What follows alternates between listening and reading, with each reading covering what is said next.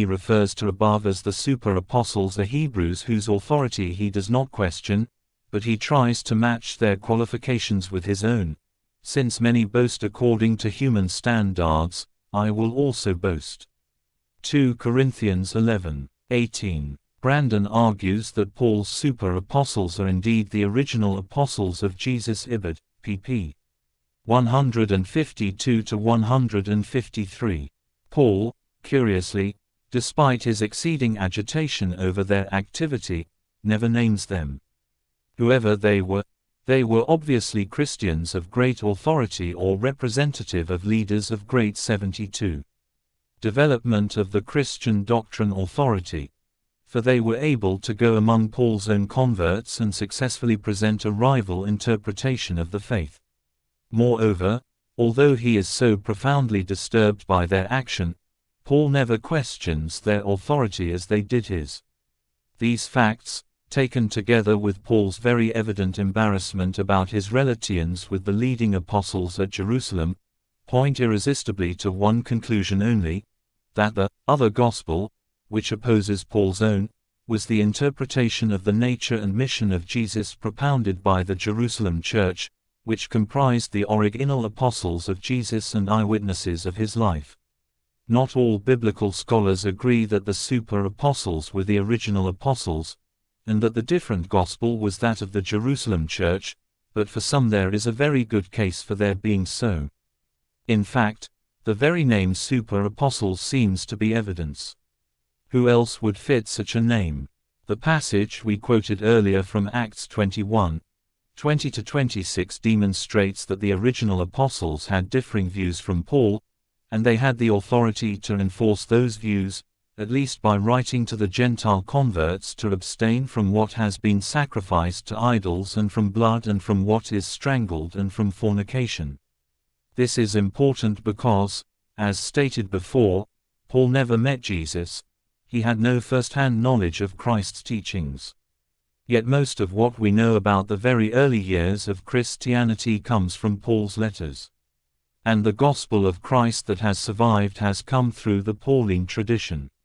All this means that we do not know for certain what the original followers of Jesus taught. And more importantly, we do not know how much of Jesus' own teaching has reached us unflavored by Paul's understanding and that of his tradition. One thing we do know is that the differences among the early members of the church were deep and divisive. Paul's letter to the Galatians makes that clear. Scathingly, Paul exhorts his readers to stick to the gospel he had delivered to them. Where did the concept come from? 73 I am amazed that you are so quickly forsaking the one who called you by the grace of Christ for a different gospel. But even if we or an angel from heaven should preach to you a gospel other than the one that we preached to you, let that one be accursed. Galatians 1:6–8. New American Bible. Whoever Paul's opponents were, they had authority that Paul felt he needed to counteract. This is shown by the fact that he goes on by defending his own authority, and then attacking those who apparently were preaching a return to Mosaic law. For all who depend on works of the law are under a curse, for it is written, "Cursed be everyone who does not persevere in doing all the things written in the book of the law." And that no one is justified before God by the law is clear, for the one who is righteous by faith will live. Galatians 3:10–11. New American Bible. In fact, the above verse shows that Paul actively fought against those who observed Mosaic law. This is reinforced by the following verses. Once again I testify to every man who lets himself be circumcised that he is obliged to obey the entire law. You who want to be justified by the law have cut yourselves off from Christ, you have fallen away from grace.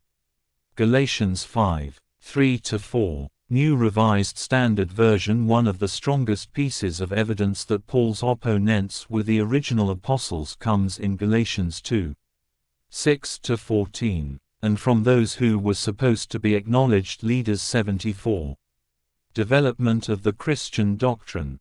What they actually were makes no difference to me. God shows no partiality.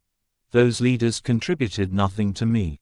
On the contrary, when they saw that I had been entrusted with the gospel for the uncircumcised, and when James and Cephas and John, who were acknowledged pillars, recognized the grace that had been given to me, they gave to Barnabas and me the right hand of fellowship, agreeing that we should go to the Gentiles and they to the circumcised.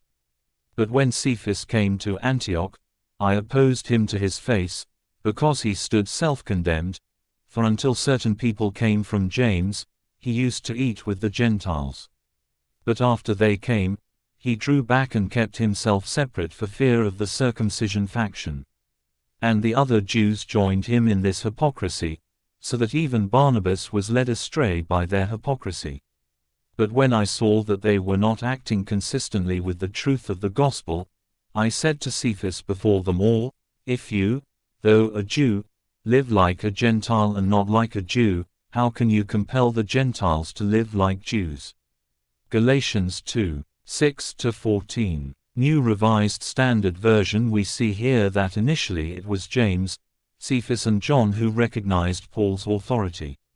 What about the other Jerusalem apostles? Were they the important and prominent ones who wanted Paul to add to his teachings? If not, why were they not mentioned? And what was he supposed to add? It seems logical that these opponents were original apostles, and that they wanted him to preach the following of Mosaic law. The above quote shows that later, in Antioch, even Cephas had a run-in with Paul over the practice of Mosaic law. Paul, where did the concept come from? 75 accuses him and the other Jews of dissembling, and not being straightforward about the truth of the gospel and of wanting to force the Gentiles to accept Mosaic law. If Paul attacked even his own supporters among the Jerusalem apostles, it seems inevitable that he was at odds with them as a group. Given the extremely strong prohibition of idol worship in any form, which is at the core of Mosaic law, it is almost certain that any tendency to deify Jesus would have been strongly resisted by the Jerusalem apostles. This could well have been the basic cause of the rift between Paul and the original apostles. Brandon argues Ibid. p. 154.